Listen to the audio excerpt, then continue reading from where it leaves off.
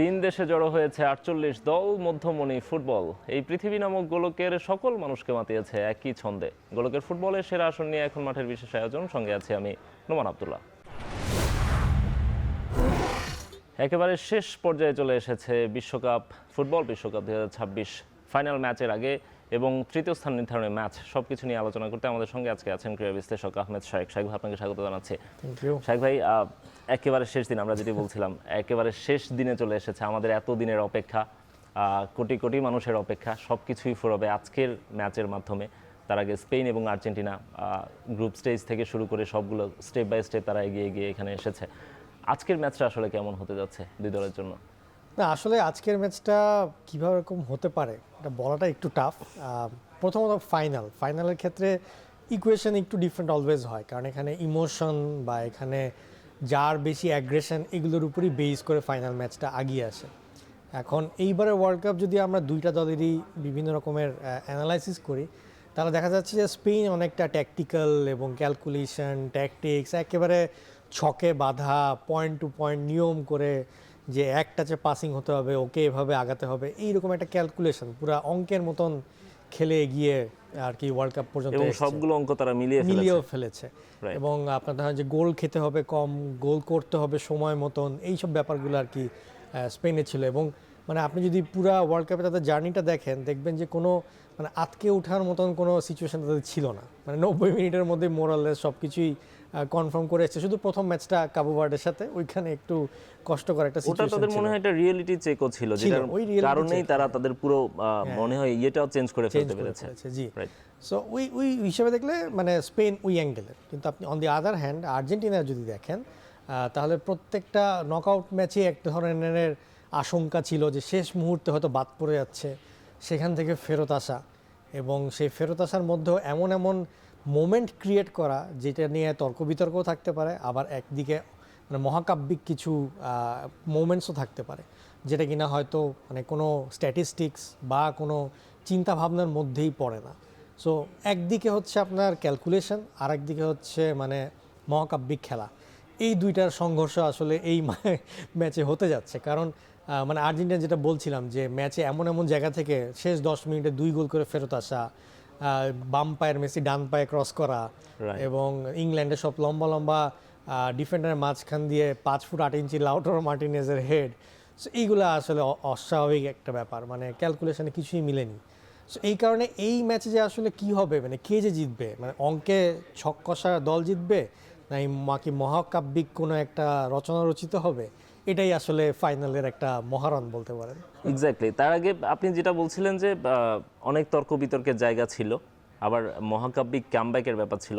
আপনি as a football বিশ্লেষক, আপনার কাছে কি মনে হয় যে তর্ক বিতর্কের জায়গাগুলো আসলে কতটা ভ্যালিড? তর্ক বিতর্ক বলছি এই জায়গাগুলোতে যে রেফারি সুবিধা দিচ্ছে, ফিফা সুবিধা দিচ্ছে, আর্জেন্টিনা কিছু ফেভার পাচ্ছে, সহজ প্রতিপক্ষ পেয়েছে, এই বিতর্কগুলো আসলে কতটা ভ্যালিড? নাকি হচ্ছে আপনি বড় করে দেখবেন হচ্ছে আর্জেন্টিনা যেভাবে কামব্যাক করেছে একের পর এক ম্যাচগুলোতে? আমি এখানে আসলে একটু দুই অ্যাঙ্গেলে আর কি এক্সপ্লেন করব। প্রথমত যেটা করতে চাই সেটা হচ্ছে যে আর্জেন্টিনা যেভাবে করে গ্রুপ চ্যাম্পিয়ন হয়েছে এবং এরপর প্রত্যেকটা ম্যাচ খেলেছে, প্রতিপক্ষ আসলে কে আসবে এটা তাদের হাতে ছিল না। এটা যে জিতেছে সে এসেছে, এভাবে করেই হয়েছে। সো এখানে অনেকটা বিতর্ক ছিল যে সহজ প্রতিপক্ষের এগেনস্টে খেলেছে। এখন আপনার মানে ক্যাবো ভার্ডে যে গ্রুপ রানার্স আপ হয়ে উঠবে, এটা তো আসলে আর্জেন্টিনার হাতে কিছু ছিল না। তো সেই ক্ষেত্রে প্রতিপক্ষর ব্যাপারটা আসলে ওইখানে আর কি। আর্জেন্টিনার সামনে তো পর্তুগাল এবং ব্রাজিলকে পাওয়ারও সুযোগ ছিল যদি তারা কোয়ালিফাই করে আসতে পারতো। এবং এরপর যদি আমরা পরের বিতর্ক আসি, মানে ইংল্যান্ড এই পুরো টুর্নামেন্টে বেশ ভালো একটা ফোর্স ছিল, মানে ইয়াং, এনার্জেটিক এবং ভালো ফুটবল খেলছিল। তো যদি আসলেই আর্জেন্টিনার টিম খারাপ হতো, তাহলে তো মানে ইংল্যান্ডের সাথে এভাবে করে ফেরত এসে তো সেমিফাইনালটা পার করতে পারতো না। তো আমার মতো একটা প্রমাণ করেই তারা ফাইনালি এসেছে। সো এই গেল হচ্ছে যে আপনার মানে প্রতিপক্ষ হিসাবে। এখন যদি ম্যাচের মোমেন্টসের কথায় আসি, হ্যাঁ কিছু কিছু ক্ষেত্রে ধরেন যে ইজিপ্টের সাথে ম্যাচের যে গোলটা, সেটা নিয়ে কথা উঠতে পারে। তারপর কিছু কিছু ফাউল হয়তো মানে আর্জেন্টিনার পক্ষে গেছে না বিপক্ষে গেছে, এটা নিয়ে কথা হতে পারে। এখন আসলে ফুটবলের এই ভিএআর বা টেকনোলজি আসার পরে আসলে এত পুঙ্খানুপুঙ্খভাবে জিনিসগুলা দেখা হয়, তো এই দেখার কারণে আসলে অনেক কিছুই কম আর কি স্কিপ করা হয়। সো মোরালের সব কিছুই আসলে নিয়ম মেনে আগানো হয়। এখন তর্ক বিতর্কের জায়গাটা আসলে উঠে, কারণ আমরা ফুটবলের নিয়ম সবাই আসলে সব জানি বা বুঝি, এটা কিন্তু না। So, ওই নিয়মের বোঝার গ্যাপের মধ্যেই আসলে তর্ক বিতর্কের জায়গাটা তৈরি হয়। তো সেই হিসাব থেকে আর কি অনেক তর্ক বিতর্ক মনে হচ্ছে। তবে হ্যাঁ, একটা জিনিস বলা যায় যে যখন টপ লেভেলের মানে ওয়ার্ল্ডের বেস্ট ফুটবলার খেলছে, মানে তাকে ধরেন যে একটা ফাউল করলে, ধরেন যেটা মানে 50-50 ফাউল করলে ওটা সাধারণত টপ প্লেয়ারের ফেভারই যায়, এরকম একটা রেফারিদেরও তো একটা মনস্তাত্ত্বিক ব্যাপার আছে যে রেফারিরা চিন্তা করে। সো ওই অ্যাঙ্গেল থেকে হয়তো কিছু কিছু ক্ষেত্রে হয়তো আর্জেন্টিনা ধরেন যে 50-50 ফাউল বা এইসবগুলোতে হয়তো আপনার পেয়েছে, কিন্তু একবারে গোল হওয়া বা পেনাল্টি হওয়া এইগুলা তো আসলে কখনো চেক না করে দেওয়া হয় না। সো সেই ক্ষেত্রে আমি বলবো যে ওরকমভাবে কিছু পাইনি মানে আপনার ফেভার। তো সেই হিসাবে আমি বলবো যে এখন মানে ইংল্যান্ডের ম্যাচের আগ পর্যন্ত ধরেন যে আমাদের যতই বিতর্ক থাকুক না কেন যে আর্জেন্টিনা দল হচ্ছে সহজ পেয়েছে, ইংল্যান্ডের ম্যাচের পর আসলে তার প্রমাণ করেই ফাইনাল এসেছে এবং যোগ্য দল হিসেবে এসেছে আমি বলবো। এক্স্যাক্টলি। শাহেক ভাই, আমরা একটু স্পেন দল নিয়ে আপনার কাছ থেকে জানতে চাইবো। স্পেনে আমরা কিন্তু সেভাবে আসলে ওয়ার্ল্ড ফুটবলের বড় তারকা যদি বলি, আপনি সবগুলো নোন ফেস, আমাদের সবাই নোন ফেস যেহেতু আমরা ক্লাব ফুটবল ফলো করে থাকি, বাট আপনি যদি সুপারস্টার ধরে থাকেন সেক্ষেত্রে লামিন ইয়ামালকেও হয়তো উঠতি তারকা হিসেবে আপনি দেখতে পারেন। হয়তো সে সুপারস্টার হবে, বাট এই মুহূর্তে কিন্তু না। তো সেই হিসেবে যদি আপনি চিন্তা করেন, স্পেনের এই দলটা সবাই অলমোস্ট, যদি আউট অফ 20 ধরি, সবাই 16, 17, 18-এর, বাট সবাই এক লেভেলের। এইটাই কি স্পেনকে আসলে আলাদা মানে ফেভার দিচ্ছে কিনা বা আলাদা সাপোর্ট দিচ্ছে কিনা? হ্যাঁ, মানে একদিক দিয়ে বলা যায় যে প্রত্যেক পজিশনে সেম মানে ভালো ভালো কোয়ালিটিগুলো প্লেয়ার আছে, বাট এর মধ্যে আসলে যদি আলাদা করতে হয় তাহলে রড্রির কথাটাই আসলে আলাদা করে বলতে হবে, কারণ রড্রি হচ্ছে একেবারে ব্যালন ডিওর জেতা একজন ফুটবল প্লেয়ার। বা এই যে আপনি ধরেন যে এখন যদি আমি ফরমেশনের দিকেও তাকাই, মানে এটা ধরেন যে মোরাললেস গত ম্যাচের আর কি ফরমেশন, মানে উনাই সিমনের আপনি এই মানে এই ওয়ার্ল্ড কাপের পারফরমেন্স আমি বলবো সেরা, কারণ হচ্ছে মাত্র একটা গোল খেয়েছে। আর বিশেষ করে ফ্রান্সের সাথে মানে সে যেভাবে করে পেনাল্টি বক্সের বাইরে এসে এমবাপ্পের মতন দ্রুতগতির তারকার সাথে আর কি পেরে গিয়েছে, সেই ক্ষেত্রে উনাই সিমন যে দিন শেষে গোল্ডেন গ্লাভস পাচ্ছে এটা বলেই ফেলা যায় এখন ম্যাচ শুরুর আগে। সেন্টার ব্যাকে খেলবে পাও কুবার্সি, 19 বছর বয়সী, আর আয়ামাই ক্লাপোর্তে হচ্ছে সেন্টার ব্যাকে খেলবে। দুই উইং ব্যাকে খেলবে, লেফটে খেলবে মার্ক কুকুরেলা, আর হচ্ছে পেদ্রো পোরো খেলবে রাইট ব্যাকে। মাঝখানে রড্রি তো ডিফেন্সকে সাপোর্ট দিবেই, ফ্যাবিয়ান রুইজ আর ড্যানিয়েল আলমো থাকবে রড্রির ঠিক সামনে। আর এখানে আপনি জানেন যে ওরজাবাল থাকবে একবারে মাঝে, লামিন ইয়ামাল রাইট উইংয়ে, আর অ্যালেক্স বায়না থাকবে লেফট উইংয়ে। এখন ওদের সবচেয়ে বড় মানে পজিটিভ সাইডটা হচ্ছে যে পেড্রো পোরো, সে আসলে যদিও রাইট উইং ব্যাকে খেলে, তার খেলা একটা মানে ন্যাচারাল ব্যাপার হচ্ছে যে সে এখনকার দিনের যে পেপ গার্ডিওলার যে ফুটবল, সেই অনুযায়ী উইং ব্যাকদেরকেও মিডফিল্ডার হিসেবে খেলতে হয়, তাদেরকে এখানে এসে সাপোর্টটা দিতে হয়।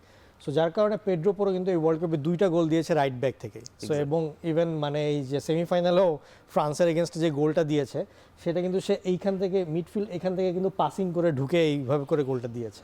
সো স্পেনের সবচেয়ে বড় ট্যাকটিক্যাল অ্যাডভান্টেজটা হচ্ছে পেড্রো পোরোর মতন একজন রাইট ব্যাক যে কিনা এক্সট্রা সাপোর্টটা দেয়, যার কারণে অপোনেন্টের কাছে আসলে তখন একজন এক্সট্রা মিডফিল্ডার দেখতে পারে, যেটা কিনা তাদের জন্য টাফ হয়ে যায় ওদের মানে কন্ট্রোল করাটা। সো যার কারণে আর পেড্রো পোরো আর লামিন ইয়ামালের মধ্যে একটা ভালো আন্ডারস্ট্যান্ডিং আছে, দুইজনের মধ্যে পাসিংটা খুব ভালো হয়, এবং লামিন ইয়ামাল যদি একটু আউটসাইড থাকে, পেড্রো পোরো ভিতরে ঢুকে, লামিন ইয়ামাল ভিতরে ঢুকলো, পেড্রো পোরো এই পাশ দিয়ে চলে আসে। সো এই কম্বিনেশনের কারণে আসলে অপোনেন্টের জন্য অনেক হার্ড হয়ে যায়। অন দি আদার হ্যান্ড আপনি যদি কুকুরের কথা বলেন, তাহলে সে যেটা করে যে সে এখানে একটা সাপোর্টটা দেয় যাতে স্ট্রেচ করা যায় এই প্রান্ত থেকে ওই প্রান্ত। সো যার কারণে হয় কি যে পুরা মানে স্পেন মানে যে স্কোয়াডটা, এটা এক ধরনের ছকে বাঁধা ফুটবলের মতন নড়াচড়া করে, তার জন্য কিন্তু তাদের কোনো একবারে যে পারফেক্ট নাম্বার 9 সেটা লাগে না। আপনি সবই গোল দেখবেন যে দূরপাল্লা কোনো শট নেই, কোনো ওই রকম কর্নার থেকে হেড নাই, সবই 1 টাচ 2 টাচে ঢুকে ছোট ছোট ফিনিশিং। সো এটা হচ্ছে যে ছকে বাঁধা ফুটবলের এক ধরনের নিদর্শন আর কি। আপনি ফ্যাবিয়ান রুইজের কথা বলছিলেন, আমরা গত ম্যাচে যেটি দেখেছিলাম যে রড্রি এবং ফ্যাবিয়ান রুইজ দুজনই অনেকটা ডিফেন্সিভ মিডফিল্ডারের ভূমিকা পালন করছিলেন, যেটা এর আগের ম্যাচগুলোতে আমরা দেখতাম শুধু একা রড্রি থাকতেন নিচে, বাকি দুজন একটু উপরে থাকতেন দুই পাশে। ফ্যাবিয়ান রুইজ কিন্তু এই ওয়ার্ল্ড কাপে লাস্ট ম্যাচে যখন তার এন্ট্রি হয়, অ্যাপিয়ারেন্স হয়, মাত্র 3টা ম্যাচে তিনি খেলেছেন, স্টার্ট করেছেন, তার মধ্যে গত ম্যাচটাও ছিল, সেখানে তিনি রদ্রির সঙ্গে নিচে ছিলেন।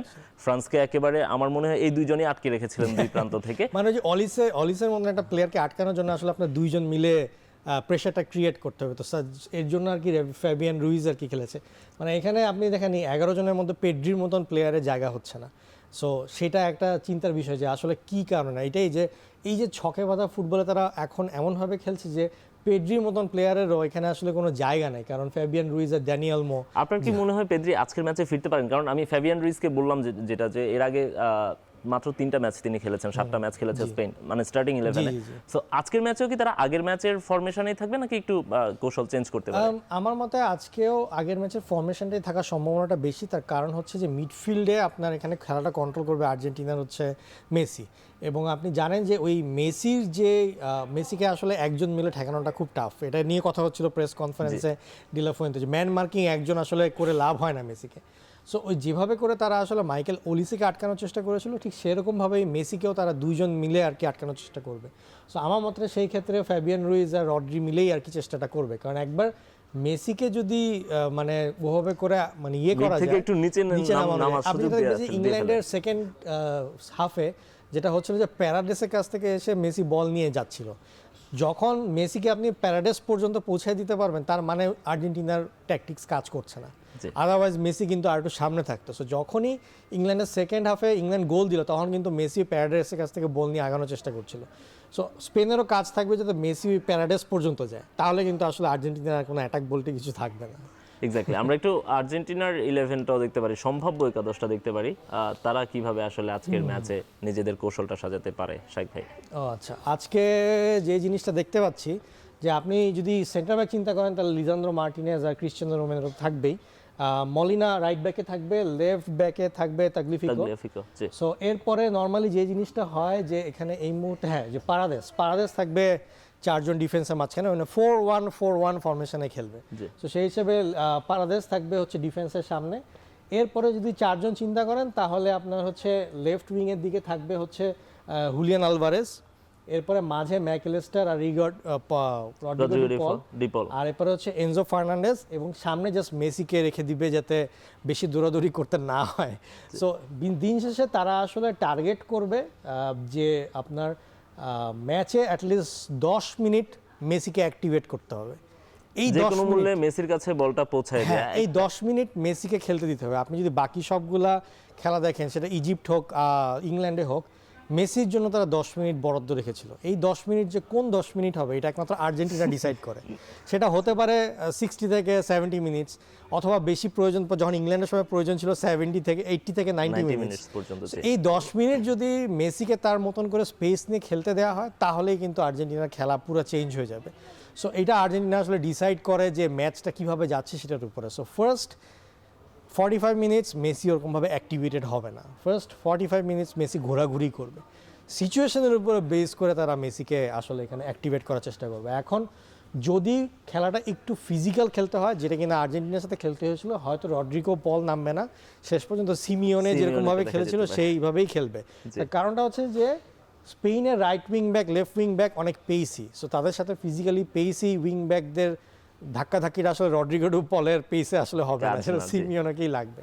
সো আই থিঙ্ক এইভাবে করেই খেলার ইচ্ছা, এবং লাস্ট হয়তো সেটা 60 থেকে 70 বা 70 থেকে 80 বা 80 থেকে 90 কোনো একটা 10 মিনিট তারা মেসিকে অ্যাক্টিভেট করবে। যে আচ্ছা, মেসিকে শাহিদ ভাই, আপনি যেটা বলছিলেন যে তাকে একেবারে মানে স্ট্রাইকিং পজিশনটাতে রাখার কথা ভাবছে, কিন্তু আমরা গত দুটো ম্যাচে আমরা আবার দেখলাম যে মেসিকে একটু মানে পারফেক্ট নাম্বার 10 যে পজিশনটা তিনি যেখানে সারা জীবন খেলে এসেছেন কিছুটা নিচে নেমে তিনি খেলছিলেন, যেটা প্রথম কয়েকটা ম্যাচে আমরা দেখছিলাম যে তিনি স্ট্রাইকার হিসেবে নাম্বার 9 হিসেবে খেলছিলেন। গত দুটো ম্যাচে আমরা দেখলাম তিনি আবার একটু নিচে নেমে আসছেন। আজকের ম্যাচে আসলে কি ধরনের গত ম্যাচে যে জিনিসটা হয়ে গিয়েছিল, যেটা বলছিলাম যে একটু আগে, যে প্যারাদেসের কাছ থেকে বল নিয়ে যাচ্ছিল, এইখানে এসে প্যারাদেসের কাছ থেকে যদি মেসি বল নেয় তখনই কিন্তু অ্যাটাক পুরো কিছুই থাকে না। সো যেই জিনিসটা তারা করলো কালকে, সেদিনকে ইংল্যান্ডের ম্যাচে একসঙ্গে 4টা সাবস্টিটিউশন তারা করিয়েছিল। 4টা সাবস্টিটিউশনে করার কারণে যেটা হয়েছিল যে Lautaro Martinez, Julian Alvarez, Enzo Fernandez সবাইকে এখানে লোড করার পরে, মানে ইংল্যান্ডও ডিফেন্সের সবাইকে এখানে লোড করায়, 8 জন মিলে ডিফেন্স করছিল। সেটার কারণে যেটা হয়, মেসিকে যদি তখন রাইট উইংয়ে আনা হয় তাহলে তার এখানে যে স্পেসটা 3 হাত স্পেস মেসিকে তারা দিয়ে দিয়েছিল, এবং এমনভাবে চেষ্টা করেছিল যাতে মেসি অলওয়েজ মানে 3 হাত ডিস্টেন্সে বল নিয়ে কিছু ক্রিয়েট করতে পারে। এর জন্য আপনি দেখবেন যে ওই লাস্ট 10 মিনিটে ক্রসগুলো এইভাবে করে কন্টিনিউয়াসলি আসা শুরু করে একের পর এক ক্রস করেছিল। এবং আপনি যদি ফার্স্ট গোলটা যে এনজো ফার্নান্ডেজের গোলটাও দেখেন, ওটা কিন্তু কর্নার করেছিল মেসি, এইখান থেকে কিন্তু পাসটা দিয়েছিল এনজো ফার্নান্ডেজকে এবং এখান থেকে শট করেছিল। সো ওই মেসি এবং বাকি সব প্লেয়ারকে মার্ক করার জন্য এনজো ফার্নান্ডেজ খালি হয়ে গিয়েছিল। সো যার কারণে এই যেটা করবে যে সবাইকে ওভাবে লোড করে মেসিকে একটা অ্যাটলিস্ট 3 হাত স্পেসটা তারা দেওয়ার চেষ্টা করবে। ওইটাই হচ্ছে মেসি 10 মিনিটের অ্যাক্টিভেশন, যে মেসিকে অ্যাটলিস্ট 1 টাচ 2 টাচের মধ্যে কেউ যাতে ফাউলটা না করে বা বলটা উইন না করে। সো এইটাই হচ্ছে আসলে আর্জেন্টিনার খেলা হবে এখানে। রাইট, আমরা একটু দেখতে পারি এই ওয়ার্ল্ড কাপের ফাইনাল পর্যন্ত দুটো দল কিভাবে উঠে এসেছে। আর্জেন্টিনা এবং স্পেন, তাদের টিম পারফরমেন্সগুলো আমরা এটা দেখতে পারি। স্পেনকে আমরা শুরুতে দেখতে পারি তারা যেভাবে খেলেছে। আমরা এখানে দেখতে পাচ্ছি পাসের রেকর্ডগুলো এখন পর্যন্ত ওয়ার্ল্ড কাপে রদ্রি সবচেয়ে বেশি সাকসেসফুল পাস দিয়েছে, পাউ কুবার্সিও আছেন সেই দলে, আমেরিক ল্যাপোর্তে আছেন।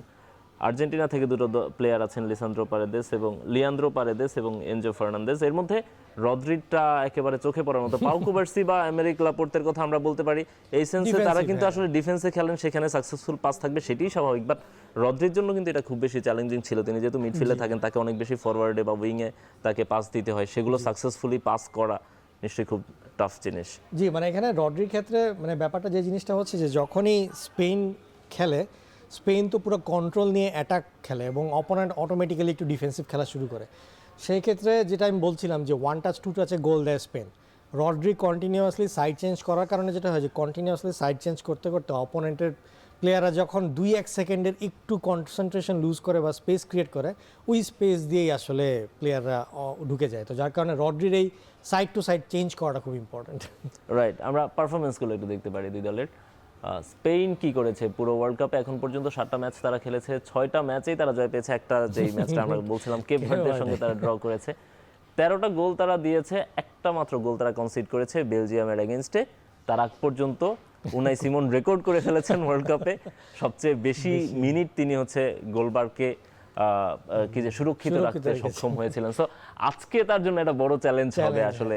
মানে যেভাবে করে আর্জেন্টিনা বলতে গেলে প্রতি ম্যাচে যেভাবে করে গোল দিয়ে এসছে, মানে তাদের শুধু মেসি নির্ভর হোক বা অন্যান্য প্লেয়ার নির্ভর হোক, গোল কিন্তু তারা যেভাবে হোক বের করে নিয়ে এসছে। আর উনাই সিমন সেভাবে কিন্তু গোল ঠেকিয়ে এসছে। সো যেটা বলছিলাম যে উনাই সিমন অবশ্যই গোল্ডের গ্লাভসটা পেয়ে যাবেন, বাট এই গোলটা ঠেকাবে কিভাবে এটাই আসলে দেখতে হবে আজকের ম্যাচের।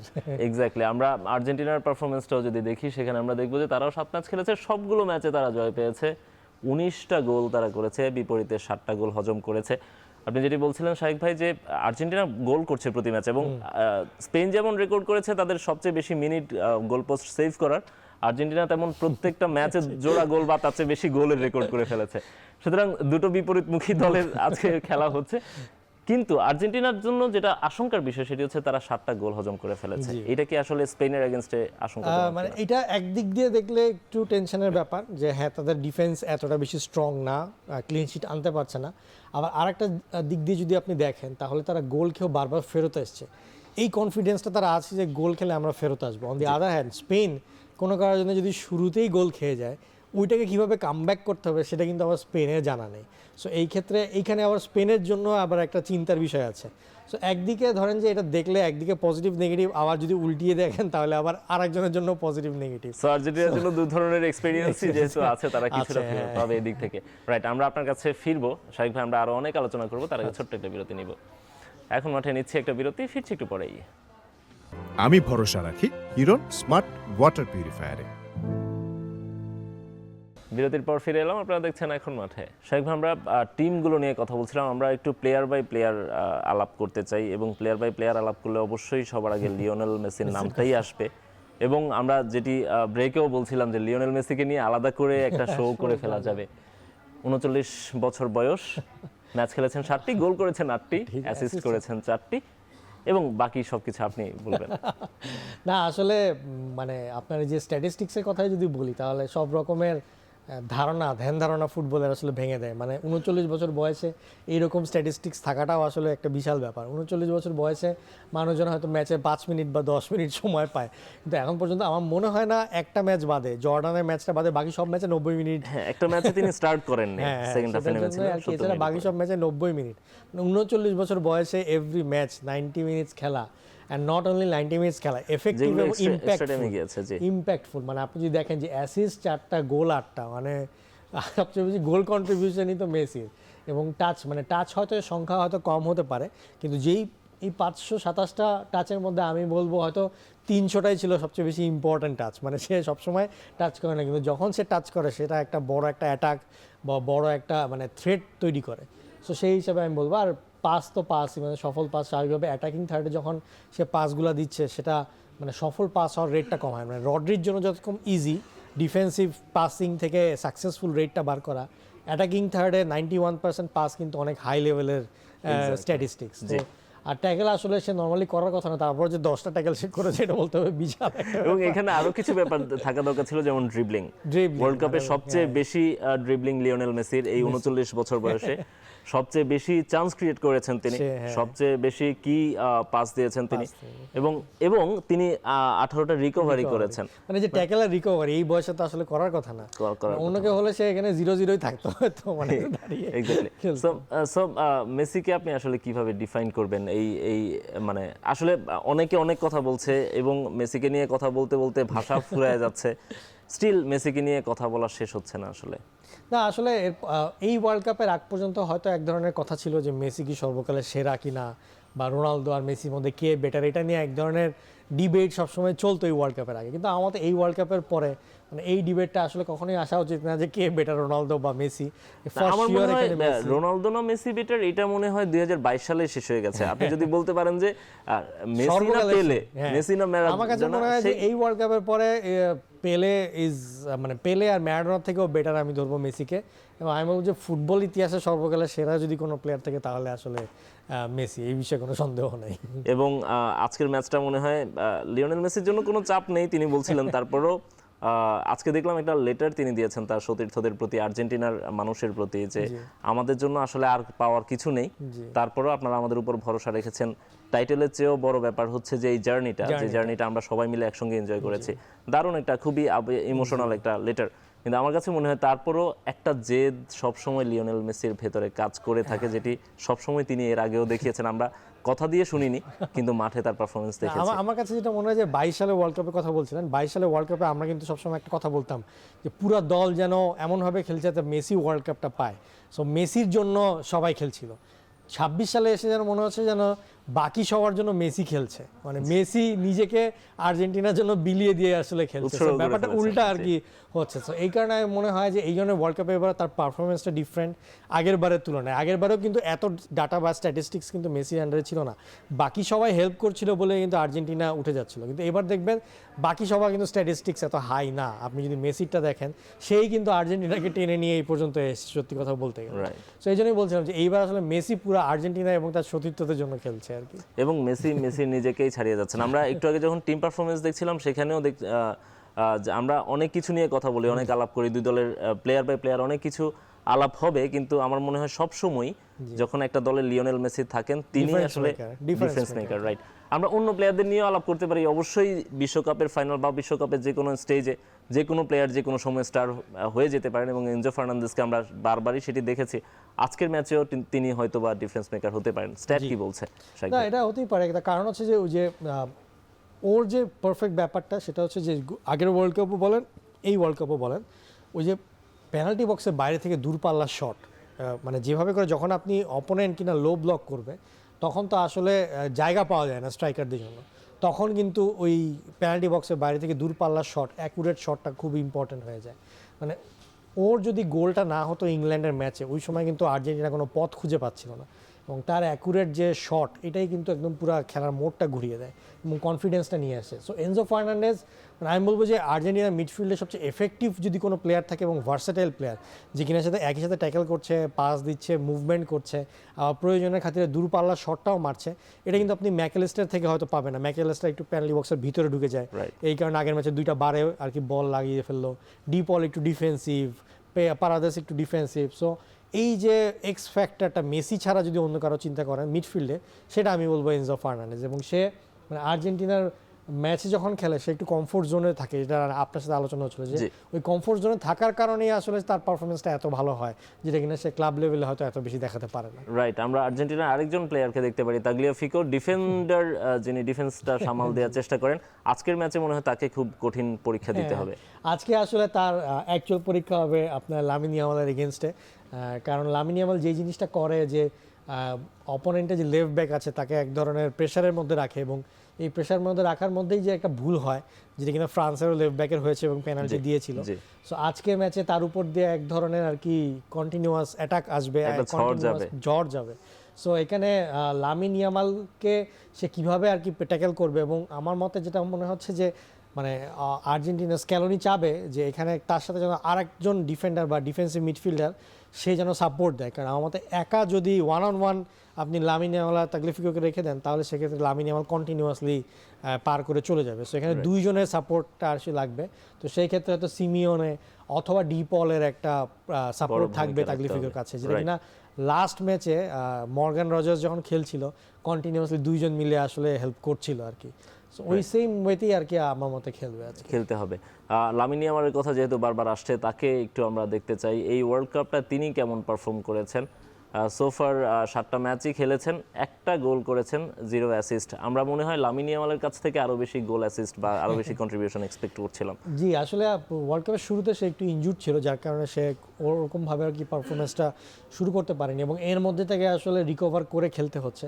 সো একদিক দিয়ে বললে আমি বলবো যে সে 100% ওই কনফিডেন্স জোনটাই নেয়, যে সে মানে বার্সেলোনাতে যেভাবে পুরো সিজন ধরে একটা খেলে এসছে সেরকমভাবে একটা নাই। কিন্তু এখন আসলে যে অবস্থায় এসছে, আশা করি এই ম্যাচে সে একটা এফেক্টিভ রাখতে পারবে। এখানে আর একটা ইম্পর্টেন্ট ফ্যাক্টর হচ্ছে যে তার যে সতীর্থ, তার যে ছোটবেলার বন্ধু নিকো উইলিয়ামস, সে থাকবে কিনা এটাও একটা ফ্যাক্টর কাজ করছে। কারণ নিকো উইলিয়ামস যদি থাকে, দুইজনের খেলা প্রোফাইল অনেকটাই সেম এবং দুজনই অনেক পেসি। তো সেই ক্ষেত্রে যে জিনিসটা হয় যে নিকো উইলিয়ামসকে আটকানোর জন্য হলেও অপোনেন্টের একটু মাইন্ডটা শিফট অ্যারাউন্ড করতে হয়। আর নিকো উইলিয়ামস না থাকলে পুরা সেন্টার অফ অ্যাট্রাকশনটাই হয়ে যায় লামিন ইয়ামাল, তখন তার জন্য একা খেলাটা অনেক কঠিন হয়ে যায়। দুইজনই যদি থাকতো, যেটা কিনা আমরা ইউরোতে দেখেছি যে দুইজন দুই পাশ থেকে অ্যাটাক করছিল, তো সেই ক্ষেত্রে তখন লামিন ইয়ামাল আর একটু স্পেস পায়, তার জন্য একটু ব্রিদিং স্পেসটা আসে, সে আর একটু বেশি ঢুকতে পারে। সো যদি শেষ মুহূর্তে 100% ফিট থেকে নিকো উইলিয়ামস চলে আসে, তাহলে আমরা হয়তো লামিন ইয়ামাল থেকে আরো বেটার খেলাটা দেখতে পাবো। নিকো উইলিয়ামসকে আমরা কয়েকটা ম্যাচে সাবস্টিটিউট হিসেবে দেখেছি খুব অল্প সময়ের জন্য। হয়তো আজকের ম্যাচে তিনি স্টার্ট করতে পারেন, অথবা তাকে ওই যে বলে না জাদু বাক্সে রেখে দেওয়া হয়েছে। আমি জানি না দে লা ফুয়েন্তে আজকে তাকে স্টার্ট করাবেন কিনা। আমরা স্পেনের অন্য যেসব ফুটবলাররা আছেন তাদের স্ট্যাটগুলোও দেখতে চাই। রদ্রি আছেন সেখানে, স্পেনের বেস্ট প্লেয়ার এখন পর্যন্ত এই ওয়ার্ল্ড কাপের।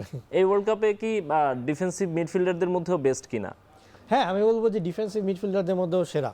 এবং যে কোনো জায়গায় আপনি যদি এই ওয়ার্ল্ড কাপের 11 করেন, বেস্ট 11 করেন, রদ্রিকে আপনার সেখানে রাখতেই হবে। কারণ রদ্রিকে মানে এই যে ফ্রান্সের ম্যাচটাই, মানে আপনি চিন্তা করে দেখেন যে মাইকেল ওলিসের মতন প্লেয়ার, যাকে কিনা কেউ থামাতে পারছিল না, মানে পুরো পকেট বন্দি করে রেখেছিল আসলে রদ্রি। এবং এটা তার এক্সপিরিয়েন্স, তার যে মানে বিভিন্ন লিগে খেলা, বিভিন্ন বড় বড় ম্যাচে খেলার এক্সপিরিয়েন্স থেকেই সে আসলে এই ব্যাপারটা করতে পেরেছে।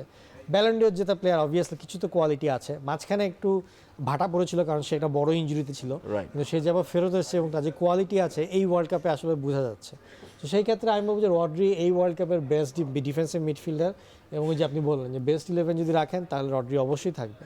এবং স্পেন কত ভালো খেলবে, বল কত অ্যাটাকিংয়ের কাছে যাবে না, লামিন ইয়ামাল বল পাবেন কি পাবেন না, স্ট্রাইকাররা বল পাবেন কি পাবেন, এটা সম্পূর্ণটাই নির্ভর করে রদ্রির ম্যাচের উপরে। আসলে রদ্রি কতটা ভালো খেলছে, সো তার খেলাটা খুব জরুরি এখানে। এক্স্যাক্টলি। এবং আজকের ম্যাচেও ডিসিসিভ প্লেয়ার হতে পারেন তিনি। আমরা কুকুরেয়াকে দেখতে পাচ্ছি এখানে, দুর্দান্ত স্পিডি একটা player. At the same time মানে তিনি যেভাবে উঠতে পারেন উপরে, আবার ব্যাক করতে পারেন এট এ টাইম। তিনি আমরা যখন ট্রানজিশন পিরিয়ডগুলোর কথা বলি, এই সময়টাতে তিনি যেভাবে আবার ব্যাক করেন, এটা খুবই মানে চোখে লাগার মতো ব্যাপার। মার্কো কুকুরেয়া সম্ভবত আজকে, যেহেতু তিনি লেফট ব্যাক যদি আমি ভুল না করে থাকি, লিওনেল মেসি যেহেতু রাইট উইং এ খেলে থাকেন, তাকে সম্ভবত মার্ক করা একটা গুরু দায়িত্ব তার কাঁধে, মানে একটা গুরু দায়িত্ব তার হাতে থাকবে, যে ওইখানে মার্ক করে যাতে কন্টিনিউয়াসলি এক ধরনের প্রেসার ক্রিয়েট করা। মানে কুকুরের যে জিনিসটা ব্যাপারটা হচ্ছে যে সে খুব কন্টিনিউয়াসলি অপোনেন্টকে প্রেসারের মধ্যে রাখে। হয়তো বল জিততে পারছে না, কিন্তু কন্টিনিউয়াসলি এমন প্রেসারের মধ্যে রাখবে যাতে অপোনেন্ট যাতে ক্রিয়েটিভ খেলাটা খেলতে না পারে। সো তার এই পুরো সিজন জুড়ে বেশ ভালো খেলা ছিল এবং যার কারণে সে রিয়াল মাদ্রিদে যোগদান করছে এই সামনের সিজনে জি।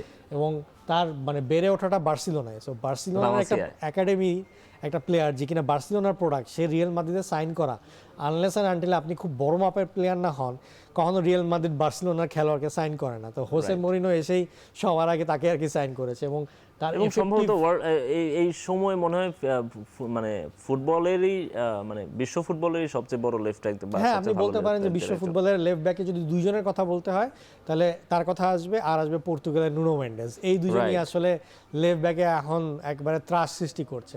তো সেই হিসেবে আমি বলবো যে তার যে খেলার আর একটা বড় ব্যাপার যেটা আমি বলতে চাই, তার চুল নিয়ে একটু কথা বলতে চাই। সেটা কারণ হচ্ছে যে জিনিসটা হয় যে খেলার মাঠে অনেক সময় ধাক্কাধাক্কি হয়, অনেক টানাটানি হয়, সামহাও অর দি আদার কেন জানি তার চুল সবাই একটু টেনে ধরে। এবং সবচেয়ে বড় ব্যাপারটা হচ্ছে যে কোনো প্লেয়ারের চুল যদি আপনি সামহাও টেনে ধরেন, সঙ্গে সঙ্গে সেটা ইয়েলো কার্ড বা রেড কার্ডে পরিণত হতে পারে। তো এরকম একটা ইন্টেন্স মোমেন্টে এইটা অনেক সময় তার কাজে দেয়, অনেক হেল্প উনি কি এই সুযোগটাকে কাজে লাগান? রাইট, আমরা একজন অখ্যাত প্লেয়ারকে নিয়ে একটু আলাপ করতে চাই। অখ্যাত বলছি এই সেন্সে, পেদ্রো পোরোকে এই ওয়ার্ল্ড কাপের আগে আসলে সেভাবে কেউ চিনতো কিনা আমার সন্দেহ আছে, বাট দুটো গোল তিনি করে ফেলেছেন এবং প্রত্যেকটা ম্যাচে স্পেনের হয়ে স্টার্ট করছেন, দারুণ পারফর্ম করছেন। পোরোকে নিয়ে আমরা একটু শুনতে চাই আচ্ছা। আপনার কাছ থেকে। পেড্রো পোরো খেলেন basically Tottenham Hotspur, English premier লিগের একটি ক্লাবে, এবং এই তাদের ক্লাবের বেশ কয়েকটা সিজন আর কি বেশ খারাপ পারফরমেন্স ছিল, কিন্তু পেড্রো পোরোর আসলে পারফরমেন্সটা বরাবরই ভালো ছিল। তার কারণ হচ্ছে যে প্রথমত সে রাইট উইং ব্যাক হিসেবে খুবই পেইসি, এবং দ্বিতীয়ত আমি যে এনজো ফার্নান্ডেজের যে কথাটা বলছিলাম যে দূরপাল্লার শট, পেড্রো পোরোর দূরপাল্লার শট খুবই ভালো। আপনার স্পেনে আপনি দেখবেন যে হয়তো অন্যান্য ভালো ভালো লামিন ইয়ামাল মতন প্লেয়ার থাকার কারণে সে হয়তো সেট পিস বা ফ্রিকিকগুলো নিচ্ছে না, কিন্তু সে কিন্তু কর্নার বা ফ্রিকিক খুবই ভালো নেয়। সো পেড্রো পোরোর এই পেস বা পাসিং বা অ্যাকুরেট যে শট, এগুলোর কারণে তাকে একটা এক্সট্রা মিডফিল্ডার হিসেবে ইউজ করা হচ্ছে। রাইট উইং ব্যাক থেকে সে মিডফিল্ডে ঢোকার চেষ্টা করছে। সো যে পেপ গার্ডিওলার যে খেলার ধরন, সেই খেলার ধরনে খুব ভালোভাবে ফিট করে পেড্রো পোরো। এই জন্য স্প্যানিশ যেই রাইট ব্যাকের যে ডেফিনেশন তারা বলে, Pedro Porro is the perfect definition. এই কারণে এই ওয়ার্ল্ড কাপে হুটহাট দুইটা গোল দিয়ে দিল, এবং যখন গোল দিয়েছিল কমেন্টেটরও বলছিল যে পেড্রো পোরো এখানে কিভাবে আসলো, মানে এখানে তো তা থাকার কথা না। সে গিয়ে স্ট্রাইকিংয়ে হেড দিয়ে গোল দিচ্ছে বা ড্যানি আলমোর সাথে 1-1 করে বল নিয়ে ঢুকে যাচ্ছে, বাট সে ক্লাব লেভেলে কিন্তু এভাবেই গোল দেয় বা এভাবে করেই সে খেলে। সো যার কারণে তার এই কমফোর্ট জোনটা আছে যে এই কাজটা সে করতে পারবে। আপনি যদি ফ্রান্সের সাথে সেকেন্ড গোলটা দেখেন, মানে এটা একটা ইনস্টিংক্টের ব্যাপার ছিল যে পাসটা দিয়ে ওই রানটা নেওয়া, যেটা ড্যানি অলমো বলটা বাড়িয়ে দিল, এবং বল পেয়েও আপনি ধরেন যে কোনো রাইট ব্যাককে যদি গোলকিপারের সাথে 1-on-1 দেন, সেও কিন্তু একটু নার্ভাস হয়ে যায়, কিন্তু সে কিন্তু নার্ভাস ছিল না, সে সুন্দর ফিনিশটা করে। তার কারণ হচ্ছে সে গোল দিয়ে অভ্যস্ত। তো যার কারণে এইবারে ওয়ার্ল্ড কাপে সে একটা ভালো ফ্যাক্টর আমি বলবো স্পেনের জন্য। এবং আজকের ম্যাচেও ম্যাচেও নিশ্চয়ই একটা তার বড় দিকেও factor একটা হবে। নজর থাকবে অবশ্যই। আমরা এই ম্যাচ নিয়ে এবং আগের ম্যাচ নিয়ে অনেক আলোচনা করবো শাহেক ভাই, তার আগে আরেকটা বিরতি নিব। এখন মাঠে নিচ্ছে আরও একটা বিরতি, ফিরছি একটু পরেই।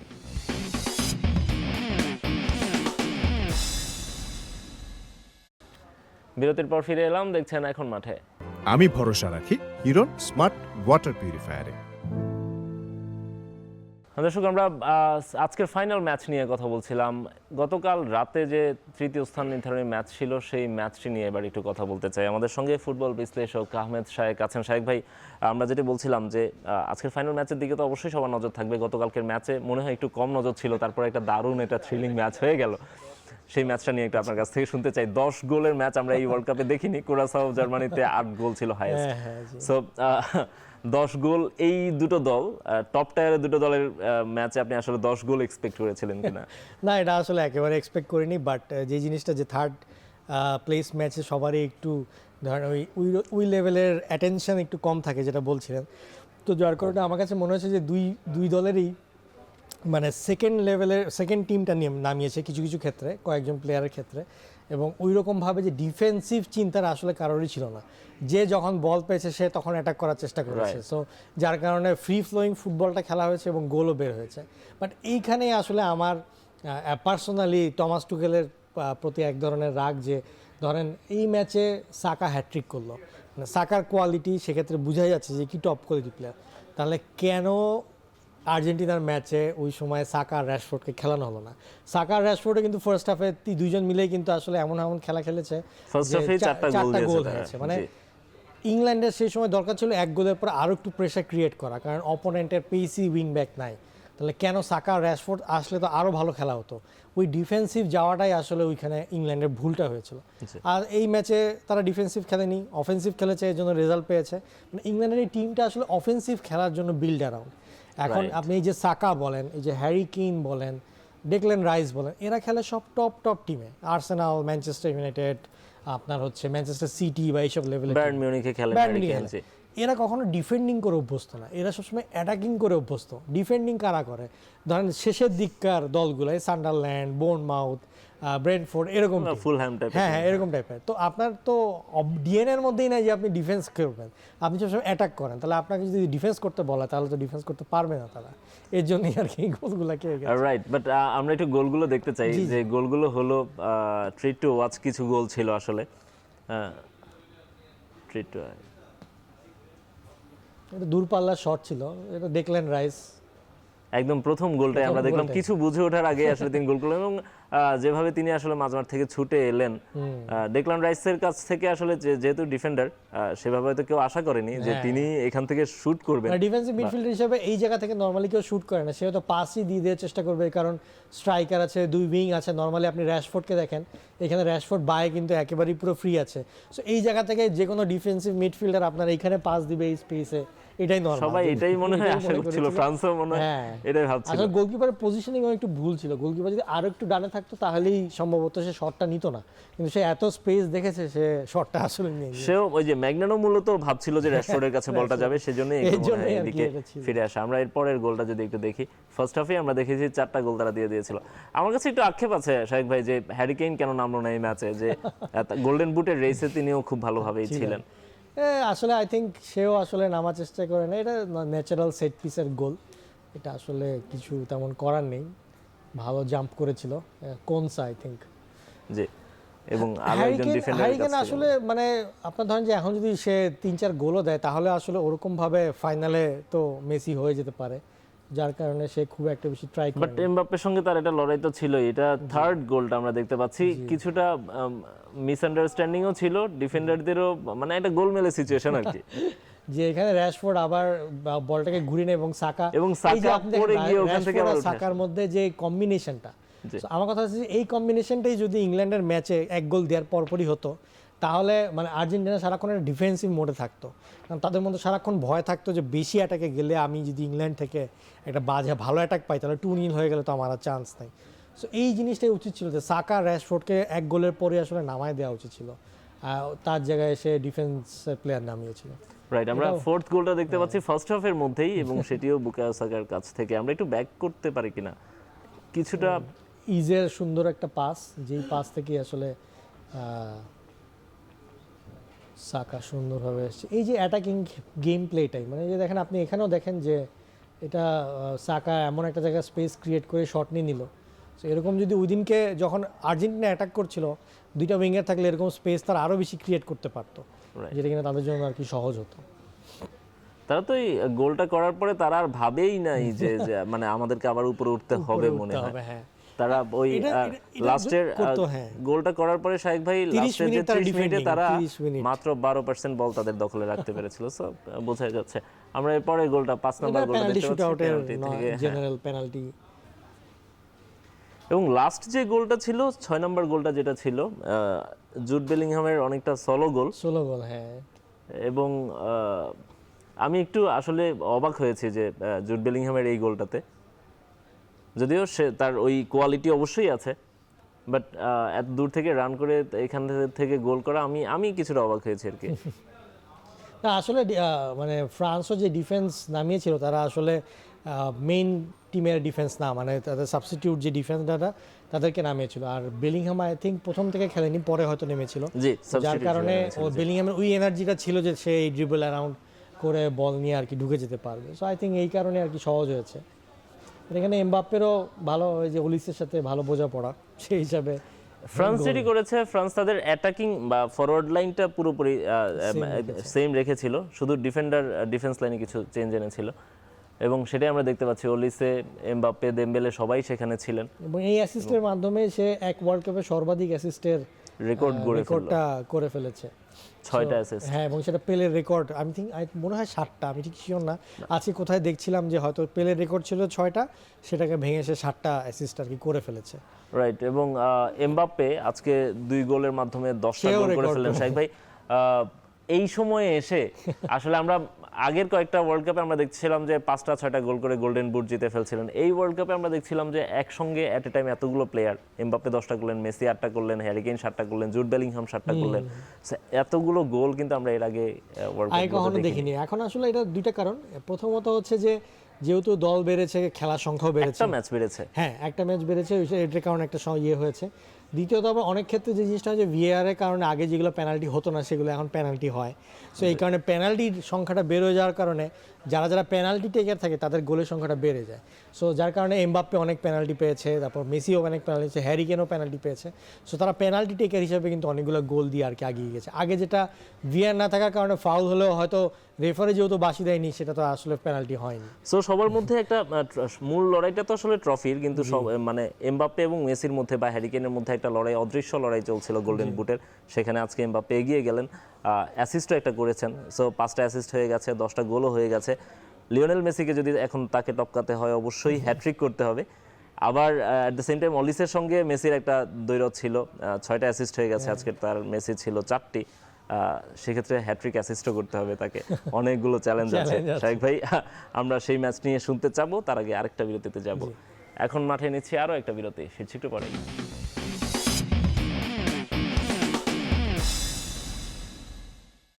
বিরতির পর ফিরে এলাম আরও একবার, আপনারা দেখছেন এখন মাঠে। শাইখ ভাই, আমরা বিশ্বকাপের শেষ পর্যায়ে চলে এসেছি, শোয়েরও শেষ পর্যায়ে চলে এসেছি। আজকের ম্যাচটা, ফাইনাল ম্যাচটা নিয়ে লাস্ট আপনার ফাইনাল প্রেডিকশনটা শুনতে চাবো। স্কোর লাইন কেমন হতে পারে, কারা জিততে পারে, চ্যাম্পিয়ন কারা হচ্ছে? খুবই মানে লাস্ট ওয়ার্ল্ড কাপের ফাইনাল যদি চিন্তা করি তাহলে তো এই ওয়ার্ল্ড কাপের ফাইনাল প্রেডিকশন করাটাও কঠিন। লাস্ট ওয়ার্ল্ড কাপ যেরকম ফাইনাল হয়েছিল, বাট মানে খেলার ধরন দেখে যা মনে হচ্ছে শেষ পর্যন্ত হয়তো আর্জেন্টিনায় জেতার সম্ভাবনাটা বেশি। বাট অতিমানবীয় কোনো একটা মুভ থাকবে, অতিমানবীয় মেসির কোনো একটা অ্যাটাক থাকবে যেখান থেকে আসলে গোল হওয়ার সম্ভাবনাটা বেশি। তার কারণ হচ্ছে যে সব রকমের লজিক ভেঙে আসলে মেসি এবং আর্জেন্টিনা এবারে ওয়ার্ল্ড কাপের ফাইনালে এসছে, খেলছে, পারফর্ম করছে। সো আমার মতে এটার একটা প্রপার এন্ডিং হবে। এই এন্ডিংয়ের মাধ্যমে সে 2টা ওয়ার্ল্ড কাপ জিতবে, ম্যারাডোনাকে ছাড়িয়ে যাবে, পেলেকেও ছাড়িয়ে যাবে এবং সর্বকালের সেরা ফুটবলার হয়ে যাবে। রাইট। শাইখ ভাই, অনেকে হয়তো অনেক কিছু ভাবতে পারে, বাট দর্শককে একটা জিনিস মনে করিয়ে দিতে চাই যে ব্রাজিল নরওয়ে ম্যাচে আপনার প্রেডিকশন কিন্তু 100% সঠিক মিলে গিয়েছিল। সো আর্জেন্টিনা সাপোর্টার যারা আমাদের শোটা দেখছেন তাদের জন্য হয়তো শাইখ ভাইয়ের এই প্রেডিকশনটা সুখবর হয়েই আসতে পারে।